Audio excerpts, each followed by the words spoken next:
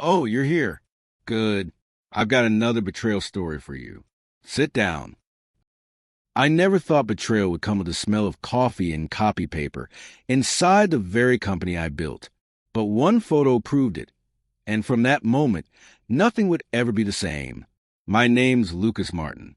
I'm 36 years old, and for the last 8 years, my life has revolved around a business. I started from nothing with my wife, Rachel.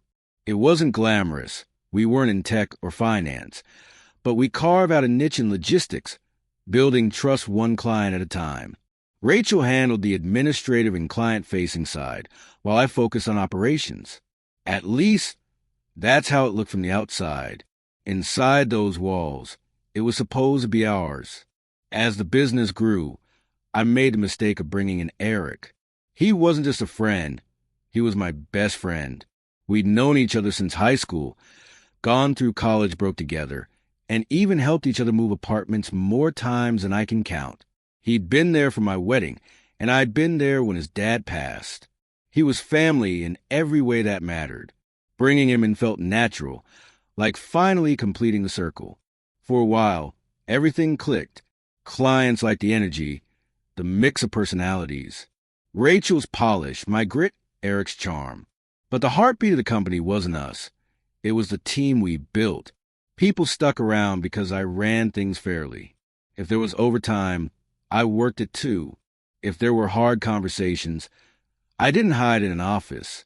I backed my employees, and in return, they backed me. The company felt like a family. That's why the first whispers cut so deep. It started casually. A comment in the break room that stopped the moment I walked in. An awkward silence when I passed two employees whispering near the copier. Nothing I could pin down, nothing I could call out, just tension. And one word that kept floating to the surface when I wasn't supposed to hear, Rachel. I told myself it was nonsense. People gossip, especially in a workplace where the owners are married. I shrugged it off, convinced myself they were misinterpreting something. A laugh, a glance, a late night at the office. Rachel and I argued sometimes, sure, but I trusted her. And Eric? He was like a brother. The idea was ridiculous. But the whispers didn't stop. They got sharper, more pointed, always just out of reach, like smoke slipping through my fingers. Until the day Jenna walked into my office. Jenna was one of our younger employees, sharp and ambitious, always hustling. She closed the door behind her and looked nervous enough to bolt. Mr. Martin? I wasn't sure if I should even show you this, she said, sliding her phone across the desk. My stomach clenched. On the screen was a grainy photo, clearly taken on someone's phone after hours. The office lights dim, and papers are scattered on the conference table. And there they were, Rachel and Eric. Too close. Hands where they shouldn't be. Faces inches apart. Caught mid-laugh in a kind of intimacy that didn't belong to friendship. For a second, the world tilted.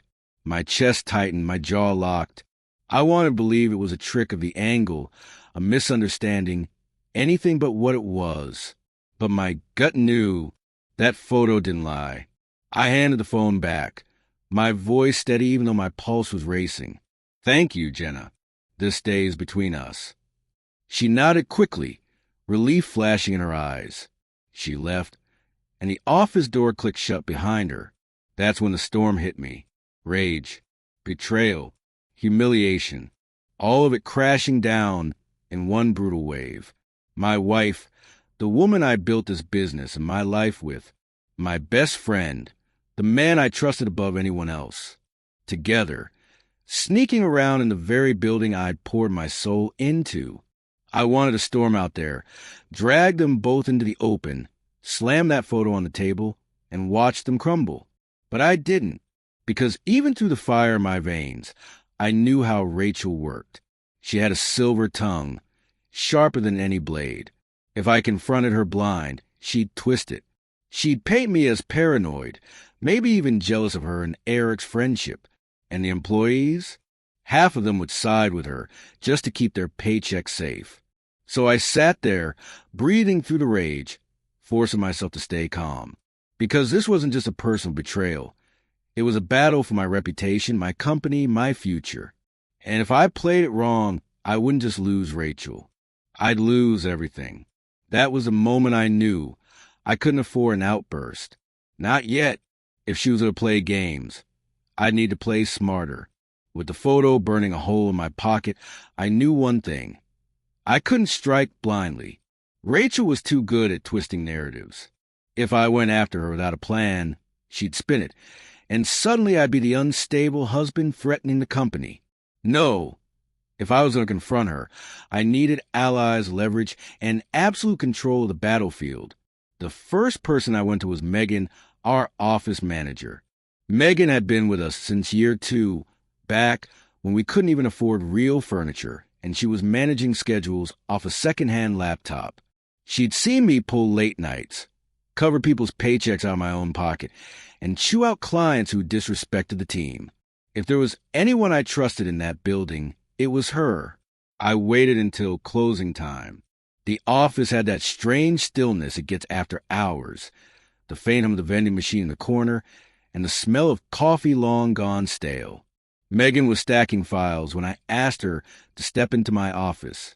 She gave me a look, the kind people give when they know something serious is about to land. I pulled out my phone, opened Jenna's photo, and slid it across the desk. She studied it for maybe 3 seconds before her jaw tightened.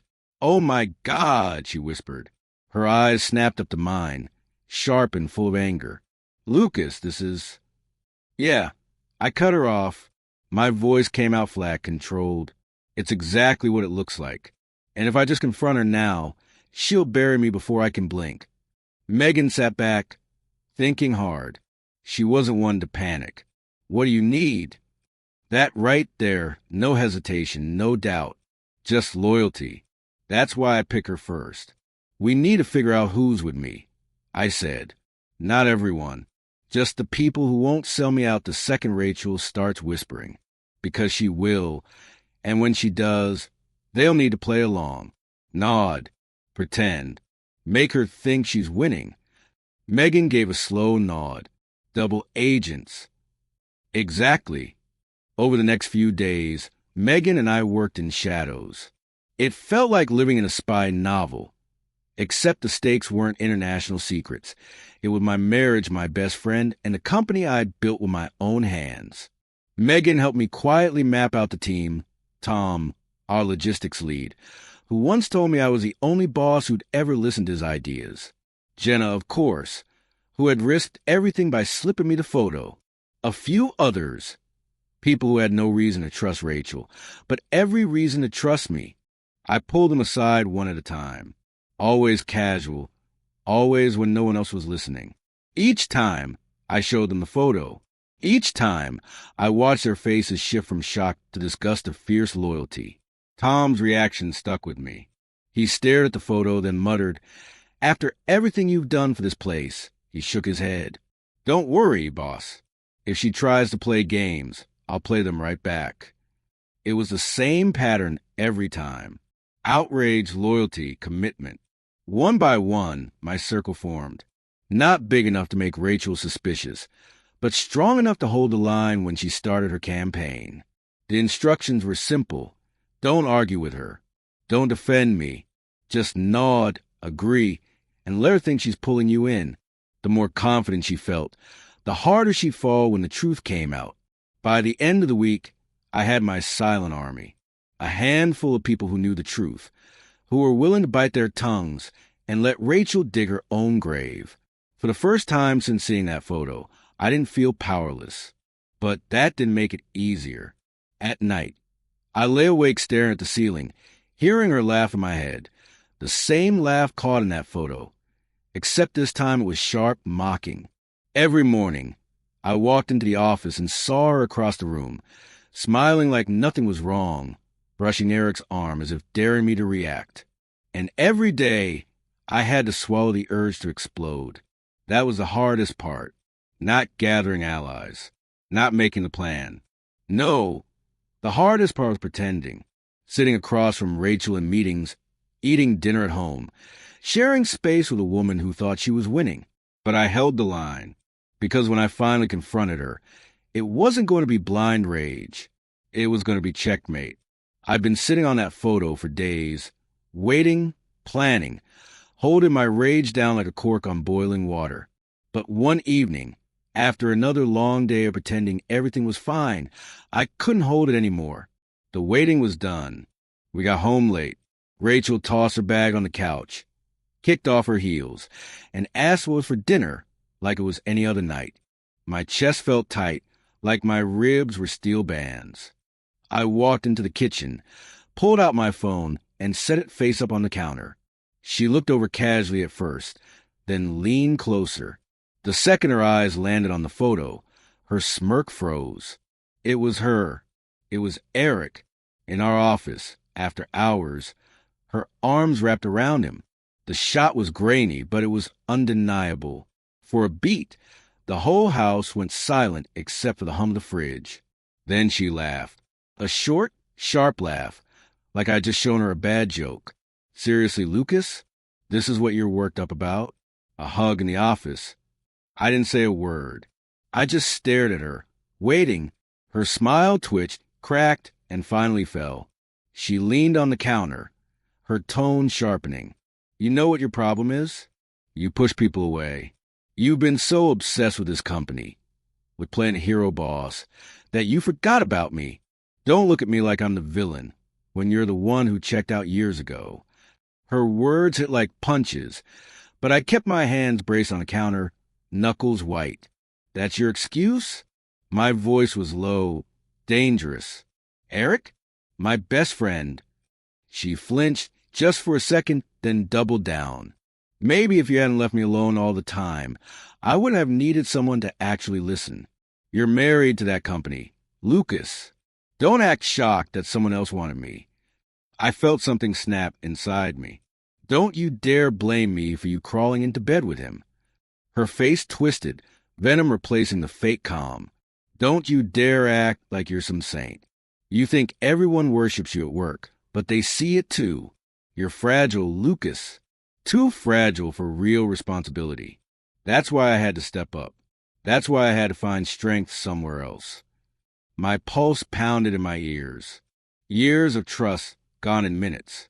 Every late night, she said she was catching up on paperwork. Every excuse about why Eric was hanging around. It all crystallized into one clear, brutal truth. This was a mistake. It was a choice. The shouting escalated. I accused. She deflected. We circled the same fire until it finally erupted into the line that seared itself into my brain forever. Why don't you leave already? She screamed. Her eyes were wild, her voice sharp enough to cut. I froze. It wasn't just a personal jab. I knew Rachel too well. That line wasn't about our marriage. It was about the company. She wanted me gone. She thought she could push me out, rally Eric and the staff, paint me as unstable, and then stand in the ashes of what we built together like it was hers alone. I felt the blood drain from my face, replaced with a cold, focused fury. Is that the plan? I said, my voice steady now. Kick me out. Take the company. Walk off with him? She didn't answer.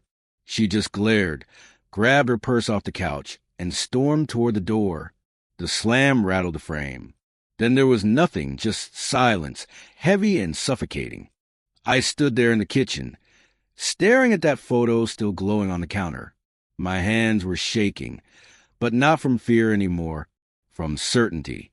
The war had started. I knew exactly what would come next. Whispers behind closed doors, rumors twisting my name, Rachel building her smear campaign brick by brick. She thought she could isolate me, turn everyone against me, and leave me stranded. But she didn't know. I'd already built my side. Megan, Tom, Jenna, the others, they were ready. And when Rachel made her move, they'd smile, nod, and feed her lies right back. I pocketed the phone, exhaled slowly, and muttered to myself in the empty room, game on. The next week, I felt the air in the office change. The chatter wasn't the usual buzz of people trading ideas or joking about deadlines. It was quieter, sharper, like every conversation stopped the second I walked by. Rachel and Eric had started their campaign, and they thought they were untouchable. Good. That meant my trap was finally in motion. I catch glimpses of Rachel leaning against someone's cubicle, speaking low, her hand brushing their shoulder in that overly familiar way she used when she wanted loyalty. I couldn't hear every word, but I didn't need to. The pattern was clear. Soon enough, whispers reached me. Lucas is unstable. He's burning out. He's difficult. He's dragging the company down. Eric played the part of Echo. I'd see him circling after Rachel, sliding into the same conversations a few minutes later. He means well. I overheard him telling one of the interns once, but you've seen how controlling he gets. Maybe it's time for Rachel to take more of a leadership role. For everyone's sake. His tone was casual, but the seed was planted. To anyone on the outside, it probably looked convincing. My wife and my best friend are moving to the office like a political machine, reshaping the story, turning me from a respected leader into a fragile liability. They didn't know the truth. The very people they were whispering to were the ones already in my corner. Megan had warned me about this phase. She was the first to pull me aside when Rachel began her rounds. She's hitting every desk she can, she whispered, sliding a folder into my hand like we were trading state secrets. But don't worry, people aren't buying it. They're just nodding to shut her up.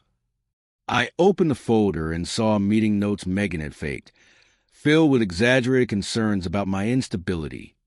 It was a theater, crafted perfectly for Rachel to discover when Megan accidentally left them on her desk. I almost laughed right there. Megan was good. Too good. Every evening, she'd give me updates. Tom had pretended to agree with Rachel that I was too hands-on. Jenna had nodded when Eric suggested I was hard to work with. They played their roles so convincingly that Rachel's confidence grew by the day. She strutted through the halls now, certain she had the company wrapped around her finger. Meanwhile, I kept my performance simple. I stayed calm. Outwardly, I looked like a man cornered, quiet, withdrawn, maybe even a little worn down. When Rachel gave me those smug looks across the office, I let her see what she wanted to see. A husband on the edge, a boss losing control. But behind closed doors, the truth couldn't have been more different. Morale was still mine. People still looked to me when real problems needed solving. I still fielded the tough client calls, still handled the pressure when deadlines hit. Rachel and Eric? They just talked. They didn't carry weight. And the employees knew it. One afternoon, Megan leaned in my doorway, lowering her voice so only I could hear. She thinks she's got everyone. She's already talking about calling a meeting to vote you out. I nodded, forcing my expression to stay neutral. Inside, adrenaline surged. That was the moment I'd been waiting for. Let her, I said. Rachel and Eric were digging their own graves, and they didn't even know it. The more they whispered, the deeper they went. And when the time came, when she finally tried to push me out, the reveal would be absolute. I leaned back in my chair, hands clasped loosely behind my head, playing the part of the man who had no idea what was coming. In reality, every move she made was walking her closer to the cliff, and I was the one who'd built it. With rumors at a boil, Rachel finally set her stage, the company meeting. She thought it would be her coronation.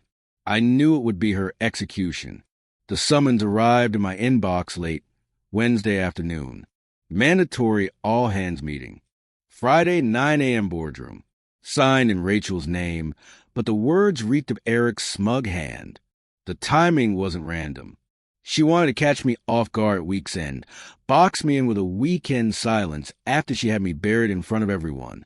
For 2 nights, I barely slept. I wasn't afraid of what they'd say. I knew what was coming, but the weight of holding steady gnawed at me. I had to play the part.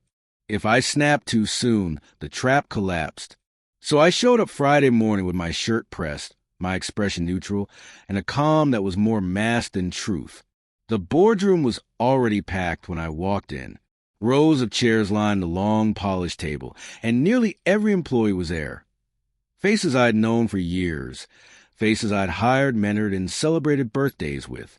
They turned when I entered, and for the briefest moment, I caught something in their eyes. Reassurance. The plan was still alive. Rachel sat at the head of the table, the spot I usually claimed. She looked the part of a queen, navy blazer, hair styled to perfection, lips curved in that smile that could cut glass. Eric sat at her right hand, leaning back in his chair like a man already crowned. He didn't even look at me. His grin was fixed on the crowd, soaking in what he thought was victory. "Let's begin," Rachel said, her voice sharp enough to slice through the chatter. She clasped her hands on the table and leaned forward, eyes sweeping the room. "This company has been our dream. We built it from nothing, poured everything into it. But lately, something has gone wrong. You've all felt it. The tension, the mismanagement, the decline." She let the word linger, heavy and damning. "We need to talk about why." Her gaze landed on me. She didn't say my name, but she didn't have to. I sat still, shoulders squared, meeting her look with blank patience. "Lucas has lost perspective," she continued. "He's become controlling, paranoid.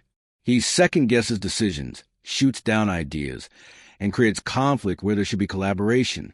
His obsession with being in charge is dragging this company down and all of us with it." Eric cleared his throat, chiming in like a trained echo. "I've seen it too. Every suggestion turns into a battle. Every small disagreement becomes a crisis. We're stagnating under the weight of one man's insecurities." Rachel nodded gravely, as though it pained her to agree. "This isn't about personal issues. This is about leadership, about what's best for the company. For you." She gestured around the table. "We can't move forward unless we address the problem. And the problem is Lucas." The room stayed silent. A cough here, a chair squeaked there, but otherwise, nothing. Inside, I burned. My fists itched to slam the table, to throw her own words back at her. But I stayed still. This was her play, her moment to hang herself with her own rope. She pressed on. "I know some of you are uncomfortable, but you've all seen it. His mood swings. He needs to control every detail. His inability to trust anyone, not even me, his partner. And when the leader can't trust his team, the team can't function." Out of the corner of my eye, I caught Tom's lips twitch, the beginnings of smirk he quickly masked by scratching his chin. Jenna fiddled with her pen, hiding a smile by biting the inside of her cheek. Megan glanced at me just once, then looked away before Rachel noticed. They were playing their roles perfectly, nodding subtly at the right beats, feeding Rachel the illusion of support. Rachel straightened, her voice rising with conviction. "This isn't easy for me to say. Lucas is my husband. I wanted to believe he could change. But the company deserves better. You deserve better." Eric leaned in, delivering the dagger. "We all know what has to happen. Lucas needs to step aside." A ripple of agreement hummed through the room. Not genuine, but enough to make Rachel beam. She believed it. She actually believed she'd won them over. I felt my jaw tighten, my teeth grinding behind closed lips. But I forced myself to keep calm. Let her climb higher. The fall would be harder. Rachel spread her hands, palms up as though offering salvation. "I'm not asking you to take my word for it. I'm asking you to think about your own experience. How many times has Lucas dismissed your ideas? How many times has his paranoia slowed down progress? We can't keep working like this. We need to act." She paused, letting silence settle like a noose. Then, with all the gravitas of a judge delivering a sentence, she said, "Let's put it to a vote." Eric sat forward, grinning. Rachel's eyes swept the table, confident, expectant. "All in favor of removing Lucas from his leadership role, raise your hands." The room held its breath. Chairs creaked as people shifted. Rachel's smile grew wider, waiting for the sea of hands to rise. And then, slowly, deliberately, hands went up, but not the one she expected. The first belonged to Megan, my office manager, steady and unwavering. Then Tom's. Then Jenna's. One by one, across the table, hands lifted high. Rachel's smile froze. Confusion flickered in her eyes. Eric's grin faltered, because every hand was raised, not against me, but against them. For a moment, silence filled the boardroom. The kind of silence that feels alive, pressing down on everyone's chest. Rachel stood frozen, her hand still half raised, expecting a wave of support that never came. Eric shifted in his seat, his smirk gone, replaced with the kind of nervous twitch I'd only ever seen when he got caught in a lie as a kid. I finally pushed back my chair and stood. The wood legs scraped against the floor, loud in the stillness. Every pair of eyes turned toward me. For weeks, I had played the role of the cornered man, the one on the brink of being ousted. Now it was time to end the act. Since we're talking about leadership, I began, my voice steady. Let's be clear about what really happened here. I pulled the photo from my folder, the one Jenna had slipped me in secret, and placed it flat on the table. The grainy image of Rachel and Eric tangled together in the office after hours spoke louder than anything I could say. Murmurs rippled down the table, even though most of the staff had already seen it. This, I continued, is the truth. While I was working to grow this company, the two people I trusted most were busy tearing apart behind my back. They didn't just betray me personally. They betrayed all of you, the hours you put in, the trust you gave them. They used as cover. Rachel's composure cracked. "You're twisting this," she shouted, slamming her hands on the table. "You've been poisoning them for weeks, whispering lies, making yourself look like some kind of martyr. You think they actually believe you? You're manipulating everyone, Lucas." But no one flinched. No one looked away from me. The quiet loyalty I had built wasn't fragile anymore. It was solid, visible in every face staring her down. Megan leaned forward, cool as ice. "We saw the photo. We saw how you acted when you thought Lucas was finished. None of us was manipulated. You did that to yourself." Rachel's mouth opened and closed, desperate for words. Eric tried to step in, his voice sharp. "You're all making a mistake. You think you can keep this company afloat without us? Lucas isn't half the leader Rachel is." Tom barked out a laugh from the far end of the table. "Then why is everyone still here for Lucas and not you?" The room's weight shifted. The tide had turned completely, and Rachel felt it. I could see it in her eyes, panic replacing arrogance. She spun toward me, one last shot of venom. "You wanted me gone so badly? Fine. But don't pretend you won't come crawling back when this company crumbles without me." I straightened my jacket. "No, Rachel. You told me to leave. And yet here I am, still standing, surrounded by the people who actually matter. The only one leaving today is you." Security had been standing outside the door, just in case. At my nod, they stepped in. Rachel's jaw dropped. "You wouldn't dare." But they would, and they did. Eric tried to bluster, puffing up his chest, but when one of the guards put a hand on his shoulder, the fight drained out of him. Rachel shrieked, angry, humiliated, as she and Eric were escorted out, their footsteps echoing down the hallway. The employees didn't jeer, didn't gloat. They just stood silently, a wall of loyalty at my back, watching the woman who had tried to dismantle everything finally stripped of her power. The door closed. The noise of it carried a finality that settled deep in my chest.